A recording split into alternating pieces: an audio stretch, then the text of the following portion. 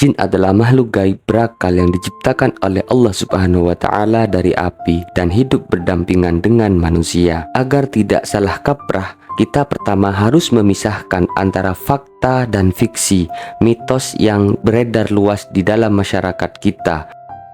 Banyak kepercayaan yang sangat populer dan penggambaran media tentang jin yang berasal dari cerita rakyat, dan itu tidak berdasar pada ajaran Islam yang murni. Seperti contoh, mitos yang pertama adalah jin terperangkap dalam botol atau lampu seperti yang kita lihat di film-film Aladdin mengabulkan permintaan.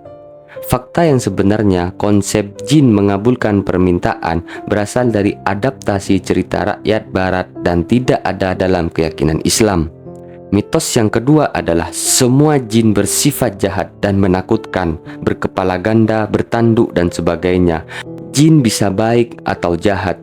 Ada jin muslim yang saleh dan ada jin kafir atau setan yang mengganggu manusia. Mitos yang ketiga, manusia dapat dengan mudah memperbudak dan mengendalikan jin dengan sihir. Faktanya, hanya Nabi Sulaiman alaihissalam yang diberi mukjizat oleh Allah Subhanahu wa Ta'ala untuk mengendalikan jin sepenuhnya. Mencari bantuan jin melalui sihir untuk perdukunan dilarang keras dalam Islam dan termasuk perbuatan syirik, naudzubillah. Faktanya adalah jin makan dan minum, menyukai makanan yang tidak disebut nama Allah di atasnya, seperti tulang dan kotoran. Mitos yang kelima adalah jin merasuki manusia tanpa sebab yang jelas. Fakta yang benar adalah kerasukan jin dianggap mungkin terjadi seringkali karena manusia mengganggu mereka, misalnya membuang air panas di tempat sepi atau karena kondisi kelemahan mental atau emosional seseorang. Namun, kasus kerasukan sejati jarang terjadi dibandingkan gangguan medis atau psikologis. Memahami jin dalam Islam adalah bagian dari iman kepada hal yang gaib dengan fokus pada perlindungan diri melalui ibadah dan ketaatan kepada Allah Subhanahu wa Ta'ala, bukan rasa takut atau tahayyul. Kali ini kita akan membahas tentang pertama, asal penciptaan jin, yang kedua, jin adalah makhluk gaib, yang ketiga, jin mempunyai kehendak yang bebas seperti manusia, yang keempat, tujuan dari penciptaan jin yang sebenarnya, yang kelima, kemampuan yang dimiliki oleh jin, yang keenam, iblis. Apa bedanya jin dengan iblis? Kita memasuki bagian pertama, asal penciptaan jin. Sebelum ada manusia, sebelum bumi punya penghuni, dan sebelum sejarah pertama manusia ditulis, Allah Subhanahu wa Ta'ala telah menciptakan satu bangsa makhluk bernama jin.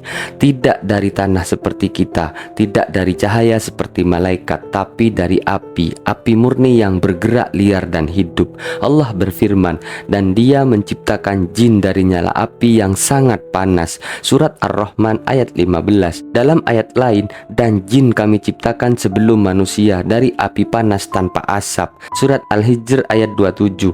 Bayangkan saja nih ya, percikan api yang memanjang, menari, tidak berbentuk. Itulah asal penciptaan mereka. Sebuah makhluk dari sebuah energi, bukan materi. Para ulama menggambarkan jin itu diciptakan dari marujimin nar, sebagai api yang murni, tidak berat, bergerak cepat, tidak menetap dalam satu bentuk. Inilah sebabnya jin bisa melakukan hal-hal yang sulit dilakukan oleh manusia.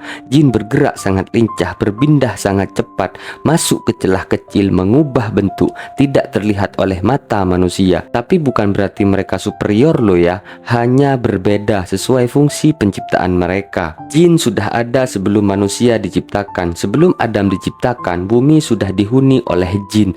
Mereka bertugas sama seperti manusia nanti, hidup, diuji, dan beribadah kepada Allah Subhanahu wa Ta'ala. Dalam sebagian riwayat para ulama disebutkan, sebagian jin taat, sebagian lagi melakukan kerusakan besar di bumi.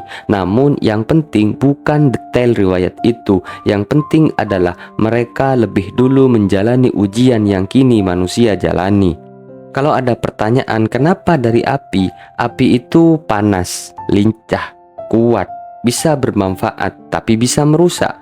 Itu mirip karakter jin, ada yang baik, ada yang jahat. Ini selaras dengan tujuan mereka, menjalani ujian sama seperti manusia. Tidak ada makhluk Allah yang diciptakan tanpa alasan. Jin pun punya tempat dan misi dalam perjalanan besar alam semesta ini. Intinya, jin bukan makhluk seram yang muncul tiba-tiba. Mereka adalah ciptaan Allah. Sama teraturnya, sama jelas takdirnya. Cuma saja cara Allah menciptakan mereka berbeda, supaya dunia ini bisa diisi berbagai jenis makhluk dengan peran masing-masing yang unik. Masuk ke pembahasan yang kedua, jin adalah makhluk gaib. Kenapa disebut makhluk gaib? Ibaratnya begini, kamu lagi duduk di kamar yang tenang, di sekitarmu terlihat kosong, tidak ada siapa-siapa. Tapi sebenarnya ada dunia lain yang juga berjalan beriringan dengan dunia kita. Jin hidup di dunia yang sama dengan kita, tetapi dalam dimensi yang berbeda. Allah memberitahu manusia tentang jin, bukan untuk menakut-nakuti, tapi agar kita tahu bahwa kehidupan itu lebih besar dari apa yang bisa kita lihat mata. Allah Subhanahu wa Ta'ala berfirman, sesungguhnya ia, iblis dan kaumnya, melihat kalian dari tempat yang kalian tidak bisa melihat mereka. Surat Al-A'raf ayat 27. Dari ayat di atas kita bisa menggambarkan bahwa jin hidup di wilayah yang tidak tersentuh indera manusia, bukan karena mereka jauh, tapi karena memang Allah yang menutup penglihatan kita dari mereka. Kalau manusia bisa melihat segala yang gaib, mungkin hidup akan penuh panik, takut, dan tidak nyaman, maka Allah menjadikannya rahasia. Ingat loh ya, gaib itu bukan horor, gaib itu sistem. Seringkali orang menyamakan gaib dengan seram, padahal dalam Islam gaib itu bukan cerita hantu. Gaib itu adalah bagian dari aturan Allah Subhanahu wa Ta'ala. Malaikat ya gaib, surga dan neraka juga gaib, takdir juga gaib. Artinya gaib itu adalah nyata tapi tidak tampak. Jin termasuk bagian dari sistem itu, makhluk yang memang tidak dimaksudkan untuk terlihat, tapi tetap ada untuk menjalankan peran mereka dalam kehidupan.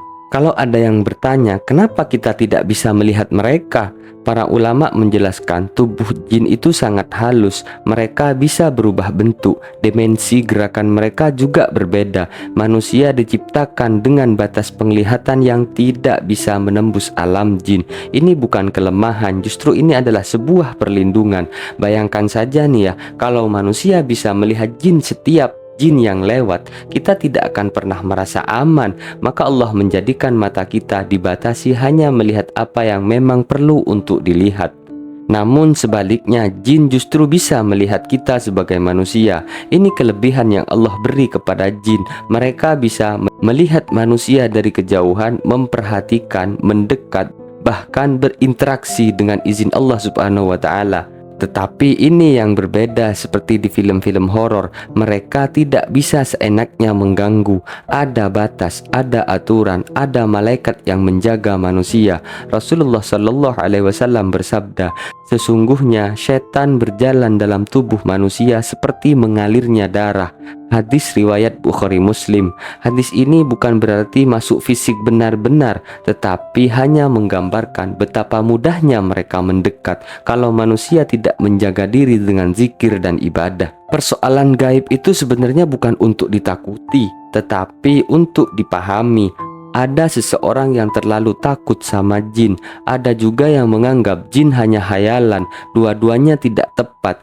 Islam menempatkan kita di tengah, percaya karena dalil yang jelas, tapi tidak berlebihan, tidak paranoid, tidak mengkultuskan, tidak meminta tolong pada jin.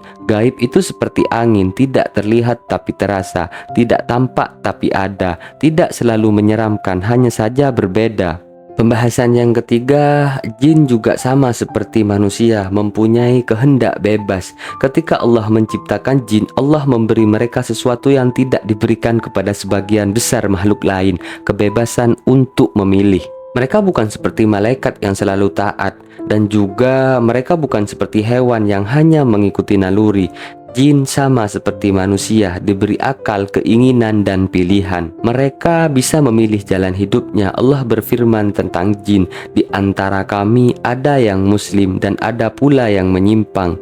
Di antara kami ada yang muslim dan ada pula yang menyimpang dari kebenaran. Surat Al-Jin ayat 11. Ayat ini menceritakan pengakuan jin sendiri kepada Nabi Muhammad SAW. Mereka bilang ada jin yang beriman, ada jin yang taat, ada jin yang jahat, ada jin yang kafir, sama persis seperti manusia. Pilihan mereka juga berkonsekuensi sama seperti manusia. Kenapa Allah memberi jin kebebasan untuk memilih? Karena mereka seperti manusia, adalah makhluk yang akan diuji. Allah tidak menciptakan jin untuk otomatis taat, tetapi untuk memilih jalan taat. Dan dari pilihan itu mereka akan dimintai pertanggungjawaban, diadili, diberi balasan sesuai amal, masuk surga atau neraka. Ada banyak orang yang tidak tahu bahwa jin juga akan dibangkitkan dari hari akhir, dan mereka juga akan melewati pengadilan Allah Subhanahu wa Ta'ala. Kebebasan mereka kadang kelihatan sangat berbahaya karena punya kehendak bebas. Jin bisa berbuat baik, menolong, menyampaikan kebenaran, atau menipu, menggoda, melakukan kejahatan.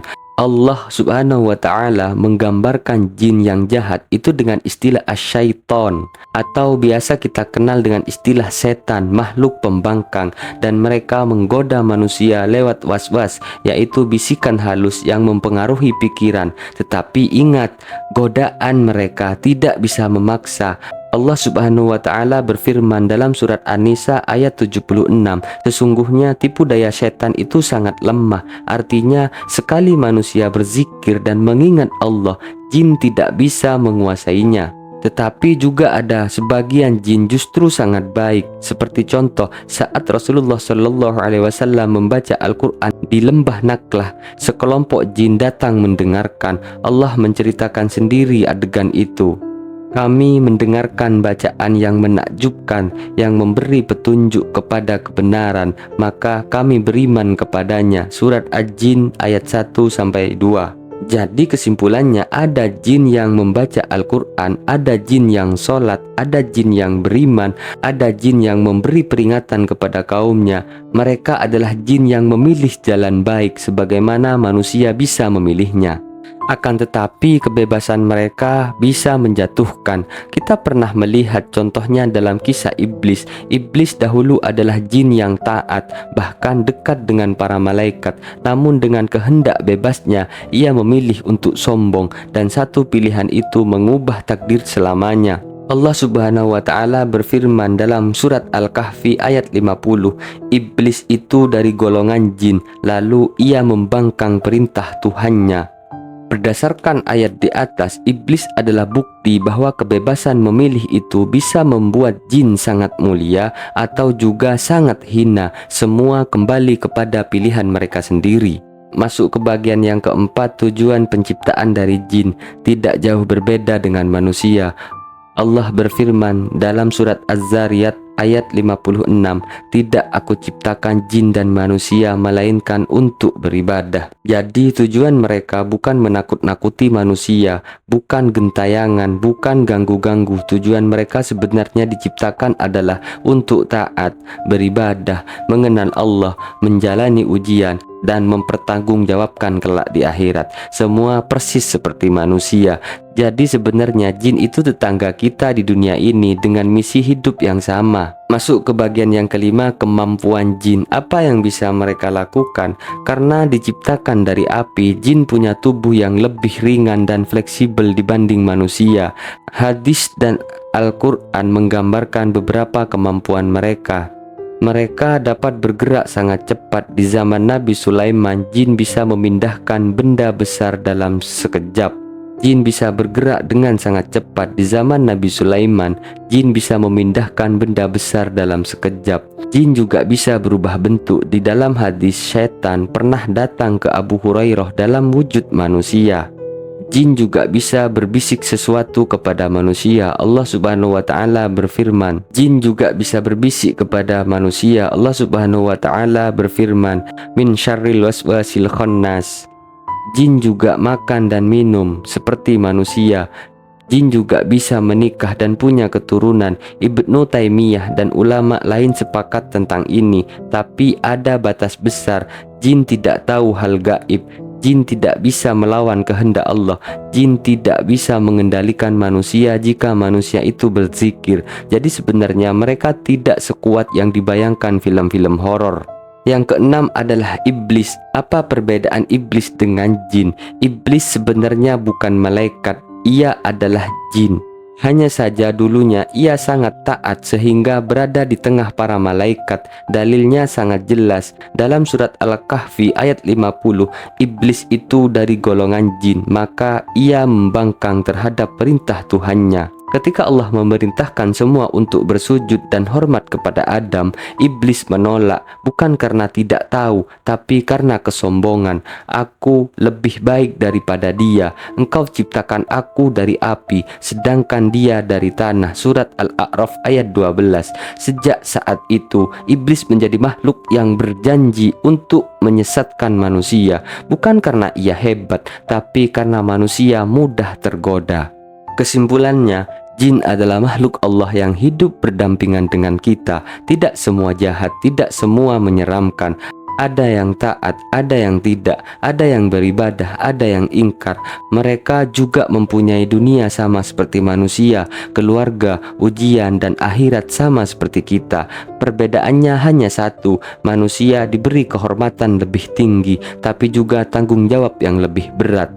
Dan iblis, ia hanyalah cerita tentang satu makhluk yang jatuh karena sombong dan ingin menyeret manusia agar jatuh bersamanya.